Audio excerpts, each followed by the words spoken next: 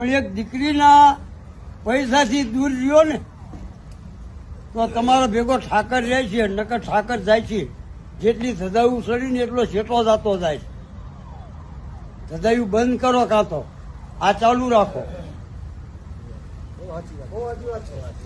ઠાકરનું નામ લ્યો તો દીકરીના પૈસાને ન અડે ઈ ભરવા. અને અત્યારના જે પટોળો હતા ને એ બધા દલાલો બન્યા જમીન ઘોરી. એટલા પર સમાજ અટકાતી નહીં કે ન કેમ અટકાય, પણ જેટલા પટોળ રહ્યા એ બધા દલાલો બન્યા. આજે ગમે લેવાય છે. મેં એક વાત કાલને સાંભળી છે, 17 લાખ રૂપિયામાં દીકરી દેવાની, 12 તોલા હોનું. હવે આ દીકરી એમ કહે છે હું લોકમાં જઈશ તેમ શું લઈશું, મારે નથી જવું. આ વાત આપણા અમદાવાદની જ છે.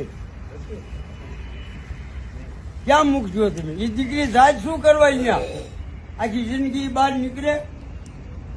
આપણી કઈ એવી મિલ છે કે આપણે એટલું નાનું પેદા કરીએ છીએ? આ ભાઈ હમણાં કીધું ને કે તમે એમ પૈસા વાળા થયા, એ વાત બરોબર છે. એટલે આવી દીકરી માથે જુલમ જો પાછો રહેશે તો ઠાકર તમારો ભેગો રહેશે. ભલે કહેલું કરો પણ દીકરી એક ઝારો તો ઠાકર તમારી નજીક રહેશે. આપણા પાસે મુદ્દો જ એક જ છે પુણ્યનો, હિન્દુ ધર્મની અંદર. અને એ મુદ્દો આપણે આજ રદ કરી નાખ્યો હોય.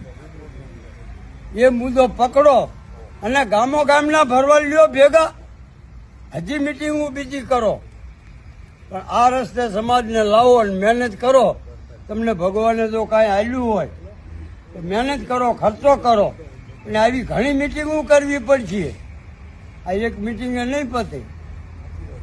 હવે એ કોઈના ગામની જવાબદારી લેતો હોય તો આજ મારા ગામની 500 ઘર છે, હું લઉં.